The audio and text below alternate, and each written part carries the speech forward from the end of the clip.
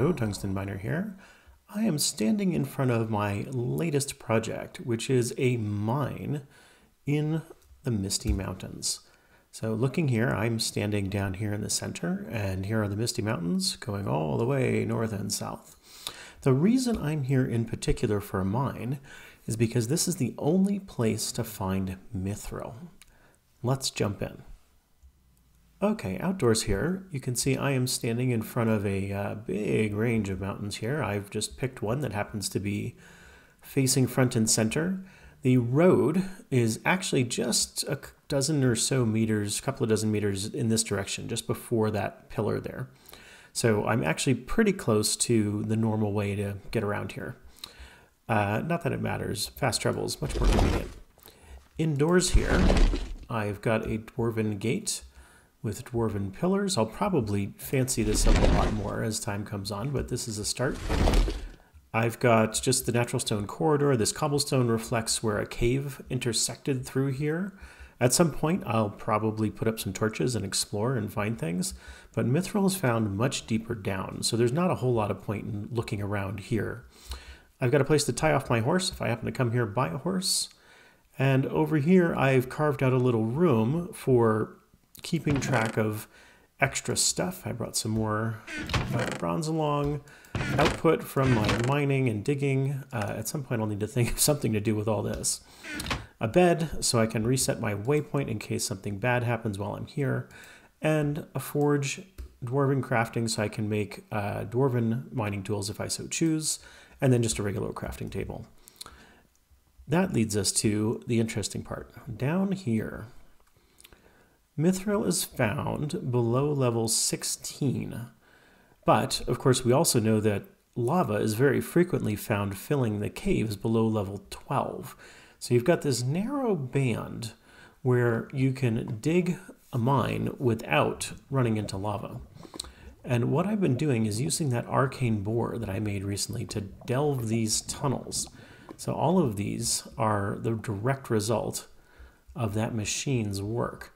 And I figured I would set it up here and give you an example of how it works for real. So I have brought down all this equipment to set things up. First thing you want, drop down the platform, the bore base, and then the bore itself. It is now, of course, facing the wrong direction. So I'm going to grab a wand and tap it on the side where I prefer it to face. So it's going to come and face you as soon as you tap it on whichever side. In order to operate, it requires a wand focus of excavation, and it requires some kind of pickaxe. Finally, it needs a lever. Turn the lever on, it starts working. Now, it's going to spit everything out the back end here, but if you place some kind of inventory there instead, it'll spit everything out into your inventory directly. So nothing fancy required. And then finally, this is an optional element, but a very handy one. If you put down a jar of Perdito and connect it with an Essentia tube to your device, that is going to provide a kind of accelerant to the process. And you notice it's going a lot faster now. It uses 1 Perdito for about every 20 blocks that it breaks. So it moves along at a pretty good clip. I have also brought down with me some torches because this thing just does not place torches in any way, shape, or form. So I've got 1, 2, 3, 4, 5, 6, and I think 7 is there. 1, 2, 3, 4, 5, 6, and 7 is right there. So what I like to do is to go ahead and dig a little bit ahead. And you see it ignores torches. It's not going to break that torch on you. So 1, 2, 3, 4, 5, 6, and 7. And I'll put down another torch. That way, nasty things don't spawn, because we are in the Misty Mountains, and the Misty Mountains are rife with orcs and urukai and all sorts of nastiness down here. which is why I prefer, when I come to do some mining here, to dig out my own tunnels rather than just exploring caves. It saves me the trouble of having to be well armed and potentially getting surprised and or overwhelmed down here and getting killed. So this thing is going to go along and do a bunch of digging for me. Why don't we give it some time and be right back. Alright, it has stopped working because it broke the pickaxe it had. So I'm going to take the pickaxe it had, this one, and I'm going to combine it with another one. Actually, we'll combine it with this one. That repairs the pickaxe. Drop it back in there, and it's now going to keep going. So give it a little bit longer. Be right back with you. Alright, making more progress. It is rapidly delving quite a deep tunnel here. I've now put down a couple of more torches as it gets deeper and deeper. I'm going to do another one. 1, 2, 3. 7. Don't want to get behind and have something nasty spawn. And we can see that it's pretty well established the breadth of the tunnel at this point. And so I can tell that this particular block of opal isn't going to be something that it's actually going to pick up.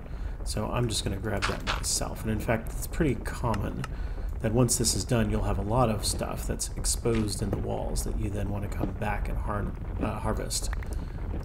And you can even grab some of the cobblestone, fill in the holes.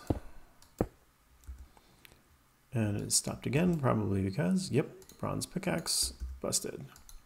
Which is why I brought that big pile of bronze with me. You can, of course, provide it with better pickaxes, and it will, in fact, last longer. So dwarven pickaxes last quite a lot longer.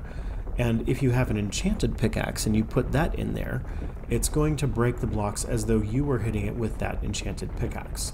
So if you have one with luck on it, for example, and you happen to break something that drops gemstones, like that set of opals there, the luck enchantment will apply and you'll probably get a whole bunch of extra gemstones.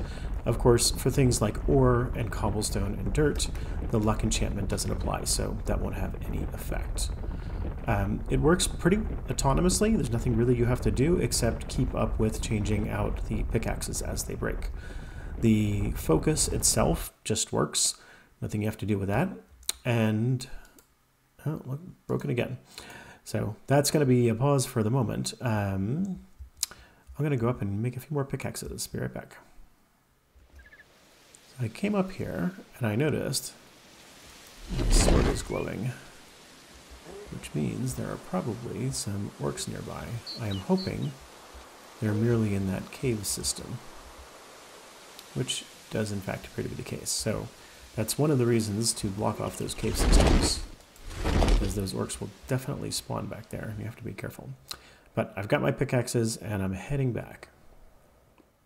Here we are.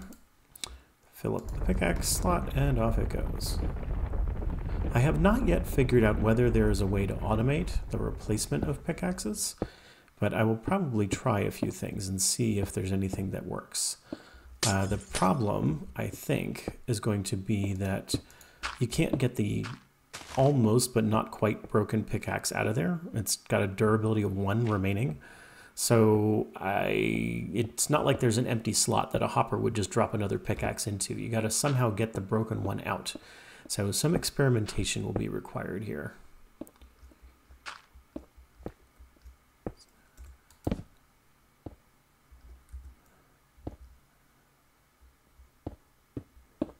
So I'm going to just let this keep going, and hopefully it finds some mithril, because that's the whole point of all of this. Being able to dig these humongous big tunnels in a big, big hurry. So I will be right back with you. So one thing to notice here, as you see there's some gravel right in front of me. As it discovers gravel, and you can see it's probably going to break that block pretty soon, it will actually drop the gravel, of course, and then the beam will later notice that actually, hey, there's new blocks here. And it will come back and it will take care of the gravel that has fallen from the ceiling as well. So you wind up potentially with some kind of big gaps in the ceiling of whatever tunnel you're trying to make. We can also see that it has broken into this other chamber, this other room here, which is already something I've broken into. So this connects up with another set of caves that one of my prior galleries already broken into, which is why you see some cobblestone and things over here. Yeah, and sure enough,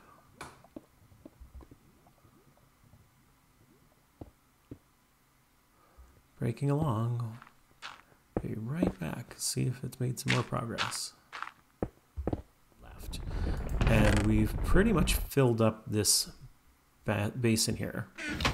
So we're not quite done with the tunnel. It keeps breaking the pickaxes, and that's kind of how you know it's finished, is that it stops operating, but there's still a functional pickaxe inside. So you know it's reached the maximum limit, which I think is about 64 meters, just kind of a guess. So it's probably going to use up the rest of this Perdito in digging this tunnel, which was formerly full. So about 64 Perdito is approximately, yeah, so I'll have to go get another bunch of those. Approximately as much as you need to get a whole gallery done. I'm going to make some more pickaxes, be right back. All right, we are up and running again. So we can see the shape of this tunnel is pretty well defined up to about here or so. So it tends to dig out that center core first, and then it comes back and digs out the walls. So it's possible, yeah, it's getting to all that gravel. It's possible that it's reached its maximum extent. In fact, it probably has. And everything it's doing from this point forward is just going to be getting the rest of these walls. So I will usually find the point, you know, about here where it has completed everything it's going to dig out, and then I'll start going back and picking up the stuff from the sides. But that is pretty much it. There's not much more to see except me digging iron out of the walls. So I think I will call it for here, but that's a demonstration of using the Arcane Bore to look for Mithril. Maybe I'll even be successful one of these days. Mithril is extraordinarily rare, and these mountains are the only place in the game to find it. So it's worthwhile to come if you're going to set up a big mining operation to do it here in the Misty Mountains. That's it for now. Talk to you later.